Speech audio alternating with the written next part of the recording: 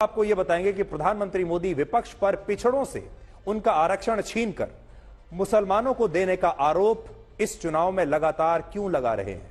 अभी तक लोगों को यह लग रहा होगा कि प्रधानमंत्री ये बात क्यों कर रहे हैं अचानक, और बहुत सारे लोगों को यह बात समझ में भी नहीं आ रही होगी।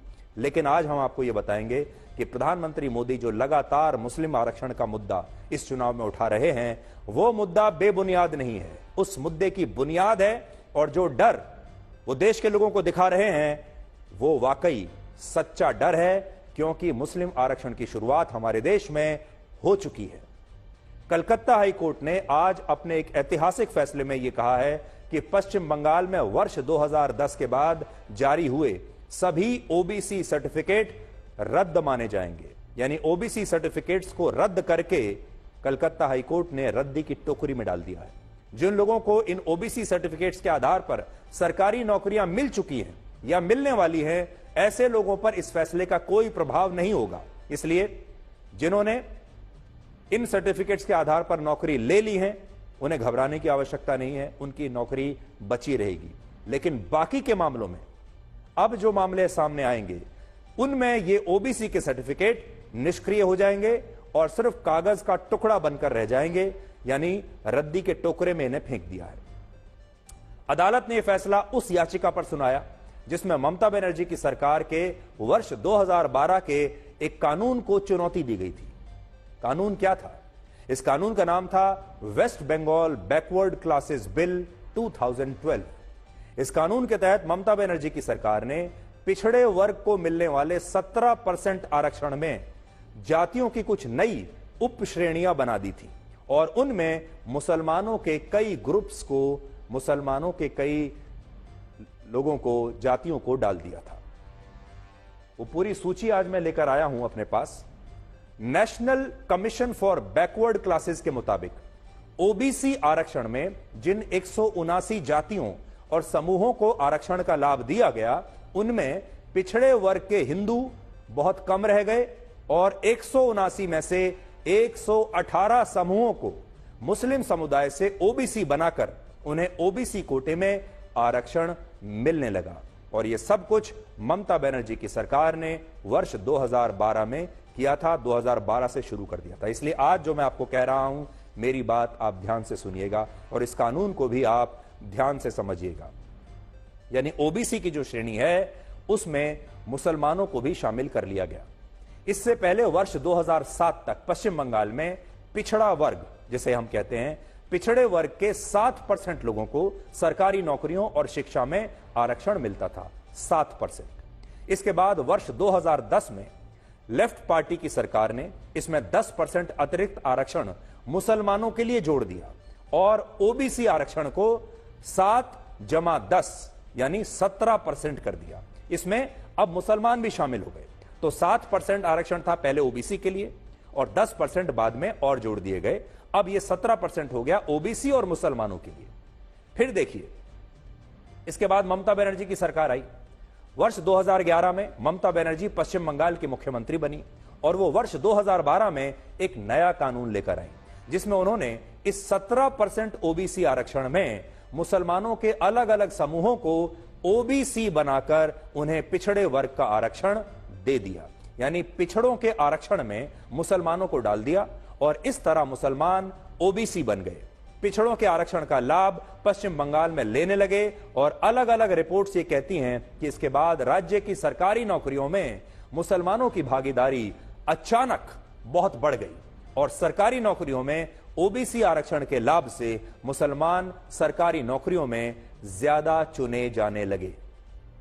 आज जब हमने पश्चिम बंगाल के बैकवर्ड क्लासेस वेलफेयर डिपार्टमेंट की आधिकारिक वेबसाइट को खोलकर देखा तो पता चला कि ओबीसी की जो लिस्ट है उसमें जिन 180 जातियों और समूहों को पिछड़े वर्ग का आरक्षण मिल रहा है, उन 180 में से 103 यानी 57% समूह अकेले मुस्लिम समुदाय से हैं।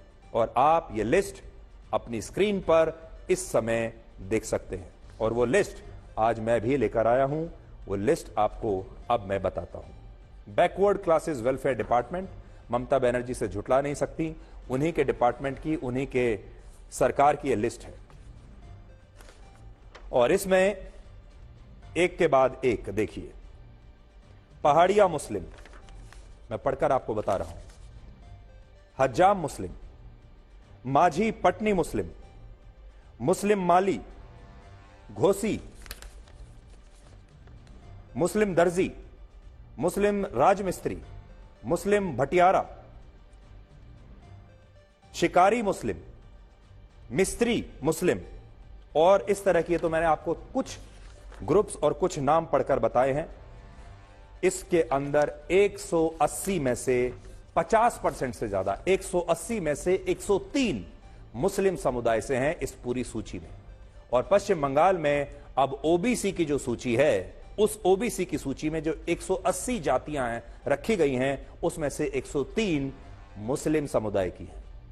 कलकत्ता हाईकोर्ट ने कहा है कि जिन लोगों को ओबीसी सर्टिफिकेट दिए गए वो नियमों के तहत ओबीसी वर्ग में आने के लिए मान्य ही नहीं थे, और इस मामले में नियमों का पालन नहीं हुआ।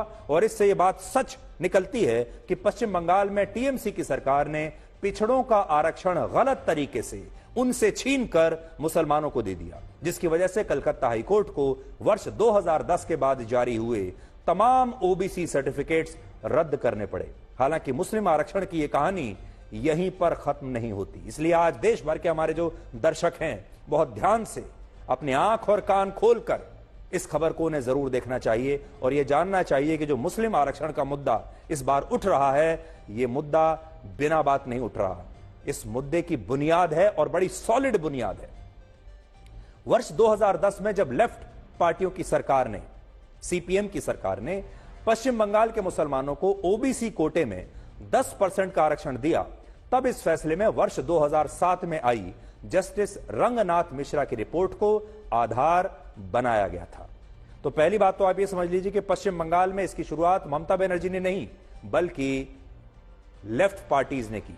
ममता बनर्जी ने उसे और ज्यादा बढ़ाया, उसका और ज्यादा विस्तार किया, और लेफ्ट पार्टीज ने आधार किसे बनाया? जस्टिस रंगनाथ मिश्रा की रिपोर्ट को, क्योंकि उन्होंने वर्ष 1984 के सिख दंगों में कांग्रेस पार्टी को क्लीन चिट दी थी, और इसी के बाद वो वर्ष 1990 से 91 के बीच सुप्रीम कोर्ट के मुख्य न्यायाधीश रहे, और बाद में उन्हें कांग्रेस पार्टी ने राज्यसभा का सांसद भी बनाया, और फिर भारत में मुसलमानों को आरक्षण देने के लिए उन्हीं की अध्यक्षता में एक आयोग गठित कर दिया, जिसने वर्ष 2007 में यूपीए सरकार को यह सिफारिश की कि उसे अल्पसंख्यक वर्ग को पिछड़ा मानते हुए उन्हें भी सरकारी नौकरियों में 15% आरक्षण देना चाहिए, और इस 15% आरक्षण में भी, इसमें से भी 10% आरक्षण सिर्फ मुसलमानों के लिए होना चाहिए, क्योंकि मुसलमान कुल अल्पसंख्यकों का 73% हैं। जस्टिस रंगनाथ मिश्रा की इस रिपोर्ट को आधार बनाकर वर्ष 2010 में पहले वामपंथी सरकार ने मुसलमानों के लिए अतिरिक्त 10% ओबीसी कोटा बढ़ाया, और इसके बाद ममता बनर्जी की सरकार ने 2012 में मुसलमानों के कई समूहों को ओबीसी आरक्षण की सूची में डाल दिया।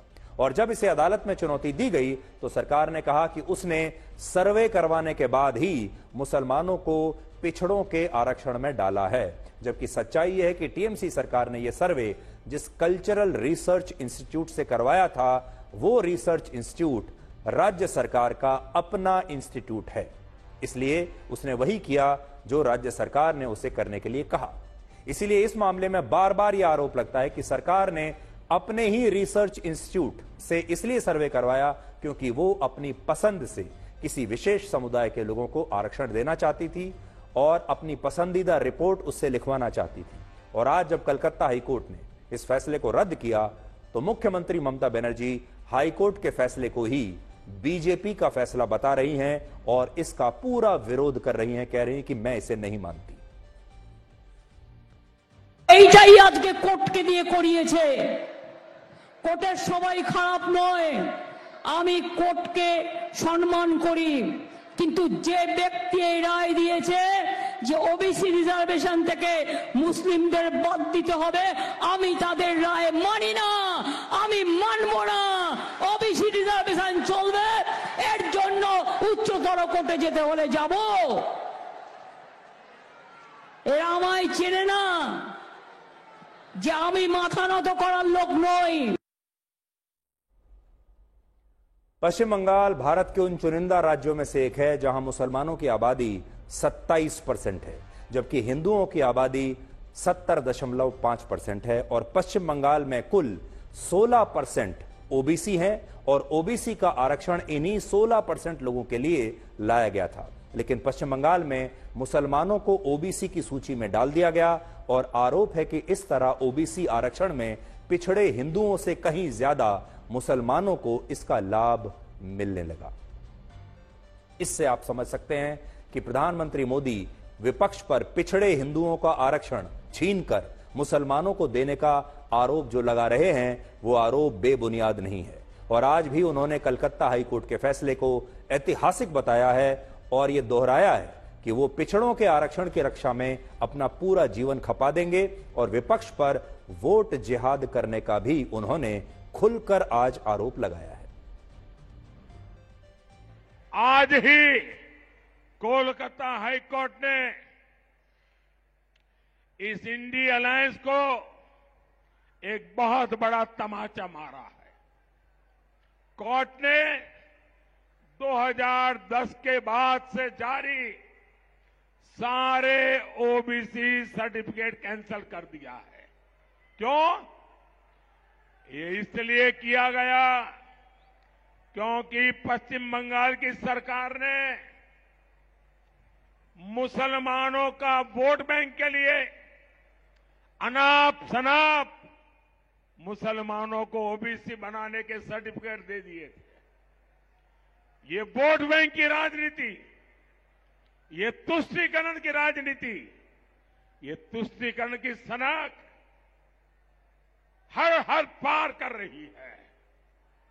आज कोर्ट ने तमाचा मारा है।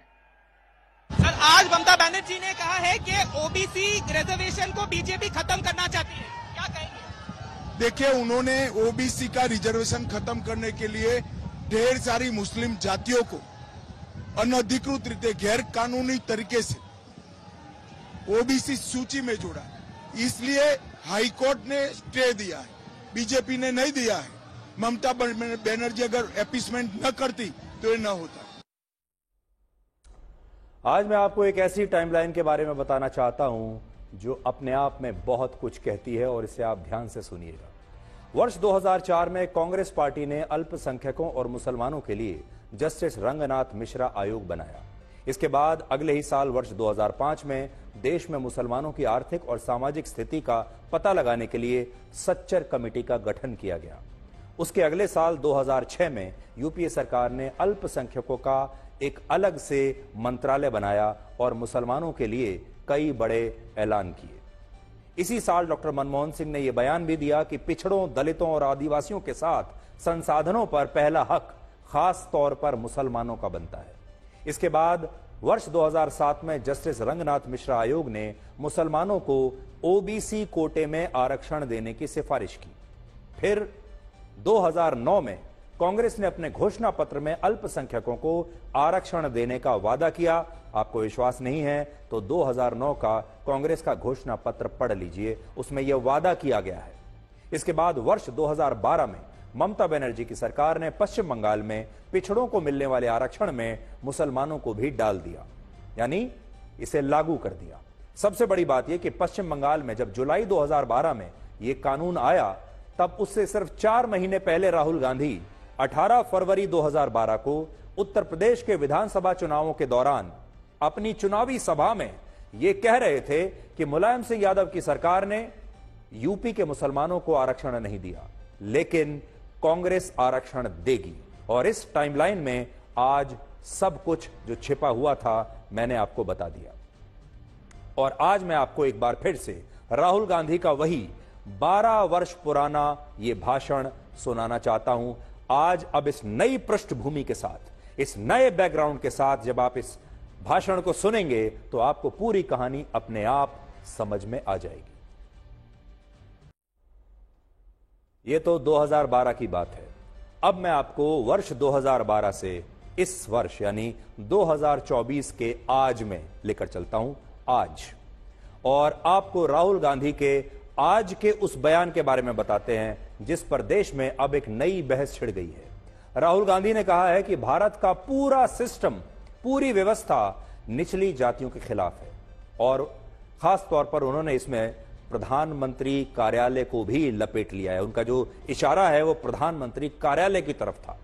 उन्होंने कहा, जब मेरी दादी इंदिरा गांधी प्रधानमंत्री थी तब भी मैं उनके पास आता जाता था, जब मेरे पिता राजीव गांधी प्रधानमंत्री थे तब भी मैं उनके पास आता जाता था, और जब डॉक्टर मनमोहन सिंह प्रधानमंत्री थे तब भी मैं प्रधानमंत्री कार्यालय में जाकर पूरे सिस्टम को अंदर से देखता था। तो उन्होंने कहा है कि मैंने बचपन से इस पूरे सिस्टम को देखा है। मेरी दादी प्राइम मिनिस्टर रही हैं, मेरे पिता प्राइम मिनिस्टर रहे हैं, मैं उनके घर में रहता था, पूरी व्यवस्था को बहुत ध्यान से देखता था, और जब मनमोहन सिंह थे तब तो मैं प्रधानमंत्री कार्यालय जाता भी था और देखता था। और इसलिए वो कहते हैं कि मैं जानता हूं कि यह व्यवस्था अंदर से कैसे पिछड़ी जातियों के खिलाफ है। मुझसे आप सिस्टम नहीं छुपा सकते। कैसे चलता है, किसको फेवर करता है, किस प्रकार से फेवर करता है, किसकी रक्षा करता है, किसको अटैक करता है, यह सब मुझे मालूम है, दिखता है, क्योंकि मैं उसके अंदर से आया हूं। प्राइम मिनिस्टर हाउस में जब दादी प्राइम मिनिस्टर थी तब था, पापा थे, मनमोहन सिंह जी थे तब भी मैं जाता था, तो मुझे सिस्टम अंदर से मालूम है। और मैं आपको कह रहा हूं, system is aligned against lower castes, मतलब भयंकर तरीके से हर लेवल पे। तो राहुल गांधी का यह बयान अपने आप में बहुत कुछ कहता है। क्या वो ये बताने की कोशिश कर रहे हैं कि जब इंदिरा गांधी प्रधानमंत्री थी, जब राजीव गांधी प्रधानमंत्री थे और जब डॉक्टर मनमोहन सिंह प्रधानमंत्री थे तब भी प्रधानमंत्री कार्यालय और उसके आसपास की जो पूरी व्यवस्था थी वो पिछड़ी जातियों के खिलाफ थी? क्या वो ये बताने की कोशिश कर रहे हैं कि उन सरकारों ने पिछड़ी जातियों के लिए कुछ भी करने की कोशिश नहीं की? और एक और बड़ी बात यह है, वो ये भी बता रहे हैं कि उस समय वो किसी संवैधानिक पद पर नहीं थे। डॉक्टर मनमोहन सिंह के समय पर भी वो किसी संवैधानिक पद पर नहीं थे, सिर्फ एक सांसद थे। फिर किस नाते उन्हें प्रधानमंत्री कार्यालय में सीधी एंट्री मिलती थी और उन्हें कैसे पता होता था कि ये पूरी की पूरी सरकार कैसे चलती है? वो उस सरकार में ना तो मंत्री थे, ना ही कोई संवैधानिक पद पर थे, ना ही सरकार चलाने में उनका कोई योगदान था, ना ही उनकी मां सोनिया गांधी का डायरेक्टली सरकार चलाने में कोई योगदान था या कोई रोल था। तो फिर कैसे राहुल गांधी को ये सारी की सारी बातें पता चली? और डॉक्टर मनमोहन सिंह जब प्रधानमंत्री थे तब खास तौर पर उस समय कैसे उन्हें प्रधानमंत्री कार्यालय में डायरेक्ट एंट्री मिलती थी? इसके बाद प्रधानमंत्री मोदी ने भी आज कहा कि राहुल गांधी ने आज उस सच को स्वीकार कर लिया है जिससे वो अब तक इनकार करते थे। कई बार लाख झूठ बोलते हुए भी शहजादे की जुबान पर सच्चाई तो आ ही जाती है। आज कांग्रेस के शहजादे ने एक बड़ा सच स्वीकार कर लिया। शहजादे ने मान लिया है कि उनकी दादी, उनके पिताजी, उनकी माताजी के समय जो सिस्टम बना वो दलितों, पिछड़ों, आदिवासियों का घोर विरोधी रहा है। कांग्रेस के इसी सिस्टम ने एससी, एसटी, ओबीसी की कितनी ही पीढ़ियों को तबाह किया। आज शहजादे ने खुद ये बात मान ली है।